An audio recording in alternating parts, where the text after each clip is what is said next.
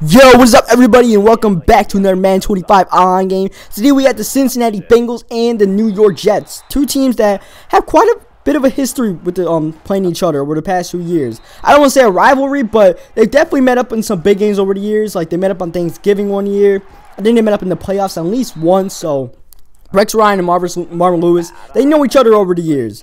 And this game is a pretty big game like the rest of them, which not many people expected going into the season, because the Jets have, they've done themselves out. They played better than many people thought they would. They thought the circus would stay in New York, but Rex Ryan has the defense playing well, and Geno hasn't won them games, but he's had game-winning drives, and that's what matters right now, and he's looking like a better option than Mark Sanchez, and every Jets fan is very happy for that. As my opponent throws an interception here, we threw the interception on our first drive, and we get the interception right back here. 3rd down and 10, big quit, and Copeland gets the pick, and then jumps over Josh Johnson, and acts like nothing happened there. Okay, I see you, Quentin, playing it off, but the Jets could win this game. It will be huge for their chances of possibly getting the wild card in the AFC, because every single time they won a game, they lost the next game. So they're very inconsistent, and the pattern calls for them to lose in Cincinnati. So they'll try to reverse that. But for the Bengals, this is a must-win for them, because they're going to win the AFC North. It's theirs to lose right now. They got to win games like this against the Jets with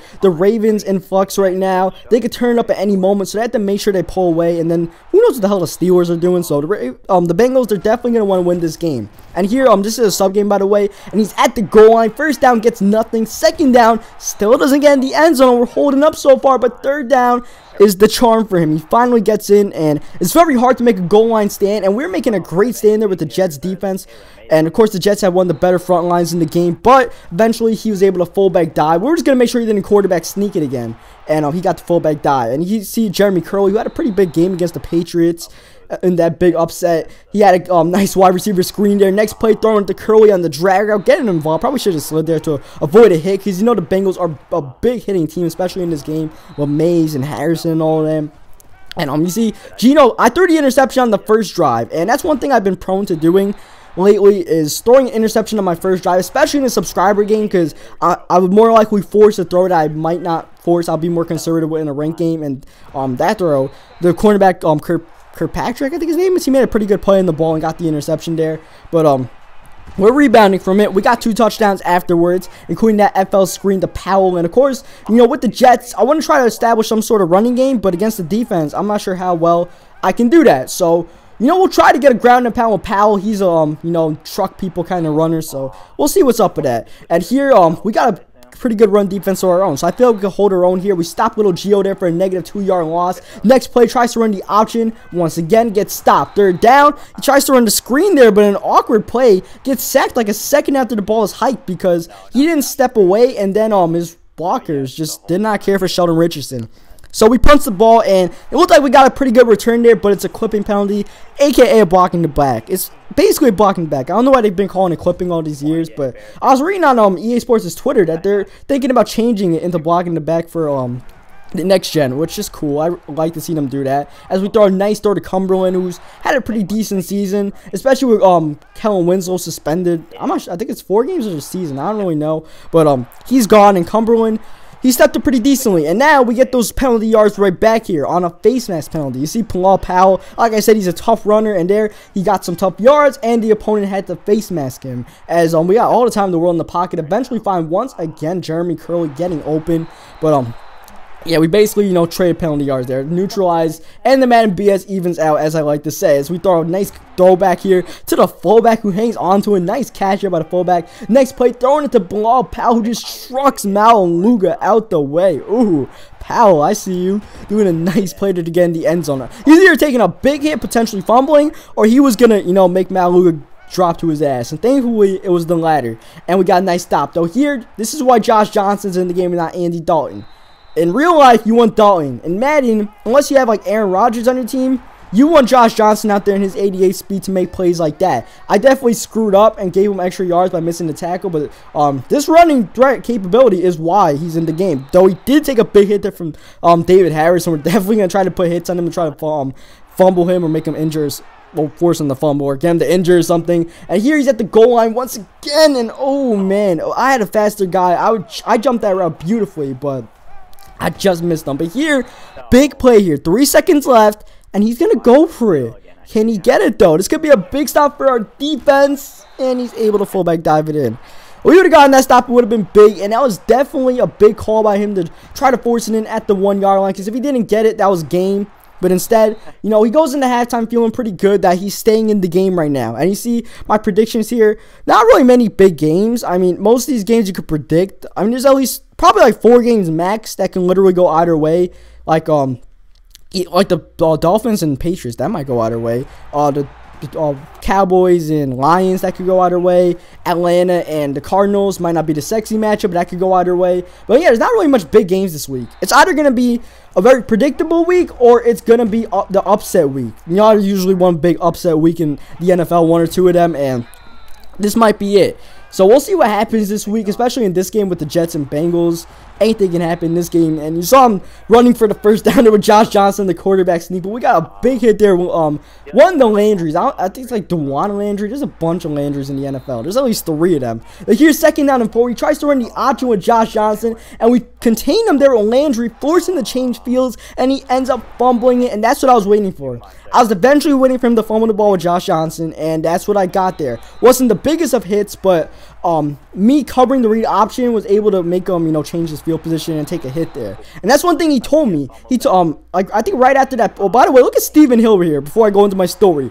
Ooh, look at the big guy in the open field. Normally, big guys like Stephen Hill don't make moves like that, but he made the juke and accelerated, hit the gas pedal right away.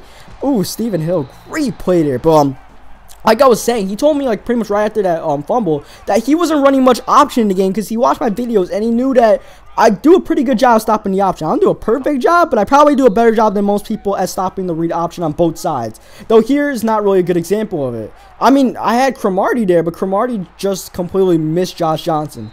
So you saw the good, the bad of Josh Johnson on the fumble, and now the good of Josh Johnson running the option there for a touchdown. So you just have to, you know, take your chances and hope he doesn't fumble, and he makes more plays like the one he made there. Look at Josh Cribbs. Oh man, just hurdle that guy. Just turn him into a damn like hurdle, like you see in the track and field stuff. You see Geno. I've been sliding all game with Geno, but here I had to try to get the first down. I didn't even get it anyways. But here 3rd down and 1. It's a running down, but we come out passing, thinking he might expect the run, and we get the first down. Cumberland takes one for the team, but it's all good. We can replace him, I guess. And you see once again Geno sliding down, and the read option has been pretty big in this game. I haven't exactly abused it, but at least like 6 of Geno's 7 runs have been on the option, and it's definitely like helped open up more lanes in running and passing game. And here you see once again Geno taking off. Geno's legs have been a key part of this game. Here at the goal line though, Geno Atkins gets a big block shit. So 3rd down and 4, we run the ball, but this time away from Geno Atkins and into the end zone. That's at least like the 2nd or 3rd time in this game Geno Atkins just straight up shedded that guy. So I knew on 3rd down that he was only going to rush 2 or 3 people, that I could probably run it, but I had to run away from Geno Atkins or else he was going to get a tackle there. So that's the kind of game changer Geno Atkins can be, but we were able to run away, got some good blocks, and got in the end zone. And that was big for this game, because now it's a 2-touchdown game instead of a 10-point game. And now he basically has to go end zone every time here. And it's not going to be with the read option. He got it once there just now, but not again. I want to say it's Dewan Landry who made that tackle, but I don't want to be wrong. One of those Landrys plays in Jacksonville, Laurent Landry plays in Indy, and then this one plays on the Jets. Here, 4th down, 25, game on the line here, just throws it up for AJ Green, and AJ Green gets this one. I was covering the corner route, and I figured Cromartie would be able to guard a streak on AJ Green, but he just threw the ball, perfect timing there. As soon as Cromartie turned his back or whatever, he threw it to AJ Green and was able to convert there. And AJ Green made a heck of a catch here. I might as well mention that. 2nd down 8 though, the clock is winding. Even though he's moving the ball, the clock is winding and it's definitely against them. We keep him, I think he actually went out of bounds there, 3rd down. He gets the first down here, but I don't really care because I'm just guarding the end zone at all costs. Guarding the end zone here, 1st down, throws it there. Nice throw, but it's in traffic and Cromartie knocks it out there. 2nd down, he runs the ball for nothing with little Gio there. 3rd down, he's going to throw the slant route to AJ Green, but AJ Green uncharacteristically drops it. And now once again, game on the line, 4th down. I'm looking at the corner route, but I can't get there in time. He throws it and gets the first down. I was mad. I knew that was my play I was going to make, but here I make up for it by picking him off next play at the goal line and getting a stop that'll pretty much end this game. he didn't have a like major chance, but if he got the touchdown there, he had all 3 of his timeouts. Even if he didn't get an onside, he might have gotten a stop. Who knows? But thankfully we got the stop there. And the funny thing is, I wasn't even covering that guy. I was covering the tight end, who, if you were paying attention, got pretty open there in that little whatever route to the cornered play there. But I was able to cover the zig route anyways, and I was able to get the interception, so that was cool. And that ends up ending the game. I'm not gonna like need a ball here since it's a sub. I don't want to just sit on the ball and knee, but I'm definitely not gonna throw the ball deep or anything stupid like that. I'm just gonna throw a little out routes here, a little drag routes, and end the game. So that's what we do. We end the game with the win here. Good game to my opponent. He played a good game, and like I said, he was close till the end, but we got the pick at the goal line there to seal it off. So, hope you guys liked the video. Leave a like on the video if you enjoyed it. Subscribe for more Madden 25 online gameplays like this, and I'll catch you guys next time. And I'll leave you guys with Geno's stats real quick, because as you see, Geno's only in completion with that one interception. So, Geno had a big day.